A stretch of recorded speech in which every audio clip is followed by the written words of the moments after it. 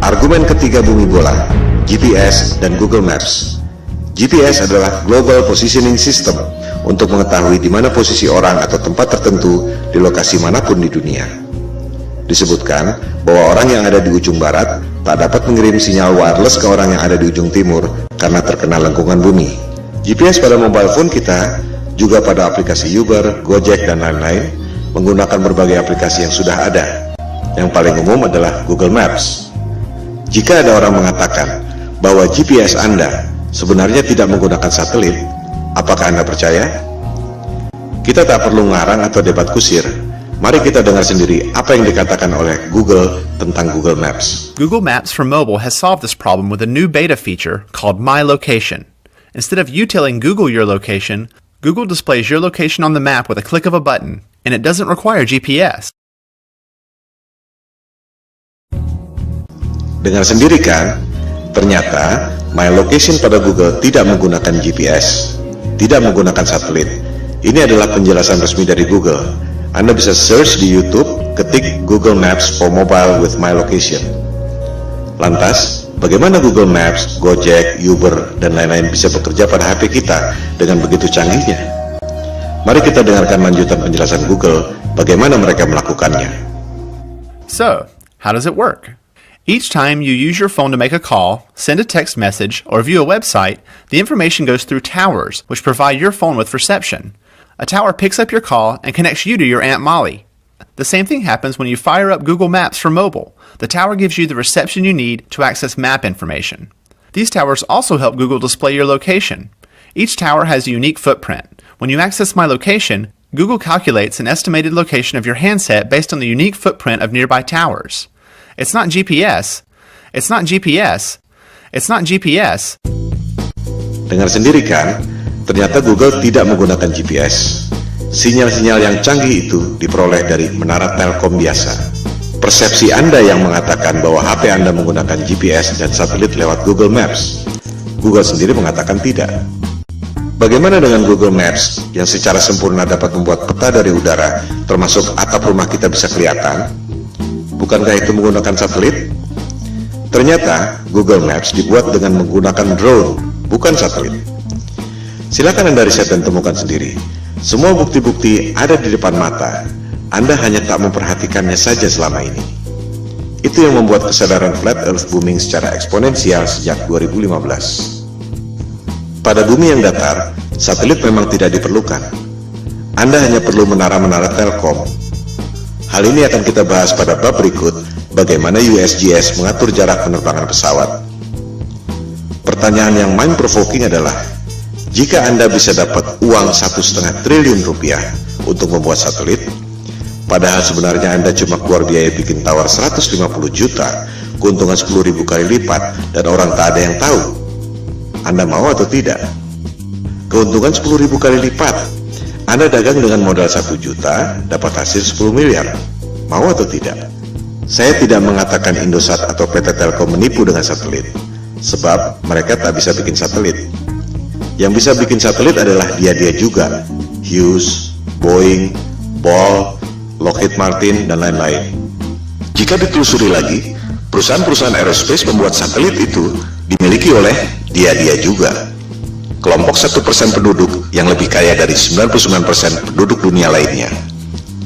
Kelompok 1% ini sudah lebih dari 100 tahun memonopoli bisnis lewat kartel untuk mengontrol harga agar menjadi mahal.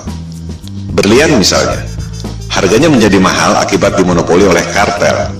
Mereka membuat ilusi supply dan demand supaya harganya tinggi. Di sektor supply, sebenarnya sumber daya berlian tidak selangka itu. Silakan Anda cek bagaimana kartel De Beers bisa menguasai pertambangan berlian dan membuatnya seolah-olah itu barang langka.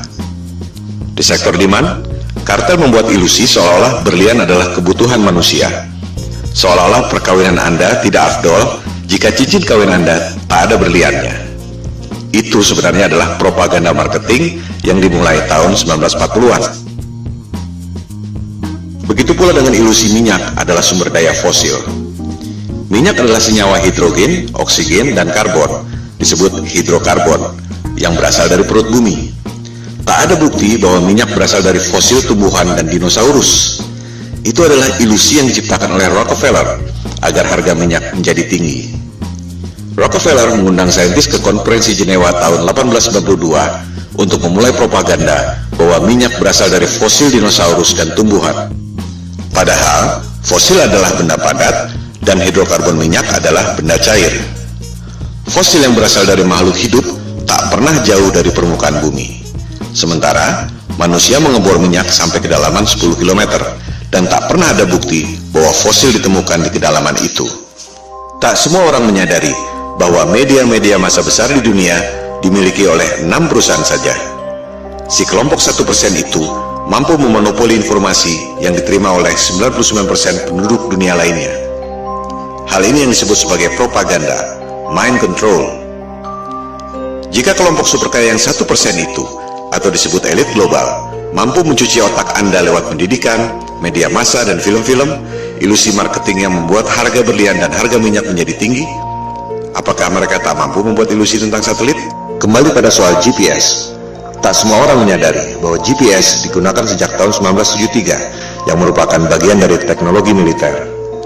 GPS berasal dari teknologi sebelumnya yaitu LORAN atau Long Range Navigation dan Decca Navigation yang digunakan sejak Perang Dunia Kedua. Of its equipment, which makes it very easy to operate and maintain once you understand a few fundamentals. To provide worldwide coverage, the Omega system will use 8 VLF transmitting stations. One in Norway, another in Trinidad, one in Hawaii, and another in north-central United States. Of the remaining, one is in the Indian Ocean, another in the southern part of South America, one in the Tasman Sea area, and finally, one in the Western Pacific. Apa yang membuat Anda berpikir bahwa dunia militer yang didesain buat perang membela negara tiba-tiba jadi malaikat yang menolong umat manusia di negara-negara lain dengan memberikan teknologi gratis? Disinilah jelinya the global elites yang sudah lebih dari 100 tahun memperoleh profit dengan cara menipu orang, scam, money laundering, transaksi fiktif, you name it. Demikian halnya dengan NASA. Apa yang membuat Anda berpikir bahwa NASA adalah badan eksplorasi yang bekerja untuk kepentingan dunia? Siapakah NASA? Coba kita lihat keterangan di webnya sendiri.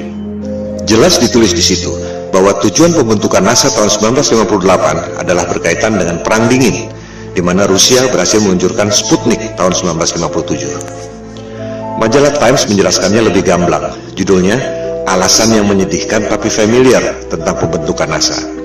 Disebutkan, tujuannya sangat membumi, yaitu office politics, bukan untuk kepentingan umat manusia di dunia. Budget NASA 2016 adalah 19,3 miliar dolar atau sekitar 256 triliun per tahun. Hasilnya, kebanyakan adalah propaganda CGI. Motivasinya, ada 256 triliun motivasi di situ. Bisnis adalah bisnis, di mana ada peluang, pasti banyak kepentingan. Bukan hanya pegawai-pegawainya, tapi juga kontraktor-kontraktor besarnya. Roket memang diluncurkan, tapi jika diperhatikan, arahnya tak pernah lurus ke atas, selalu melengkung dan akhirnya horizontal. Karena memang tak pernah lewat dari low Earth orbit, sekitar 500 km dari permukaan bumi.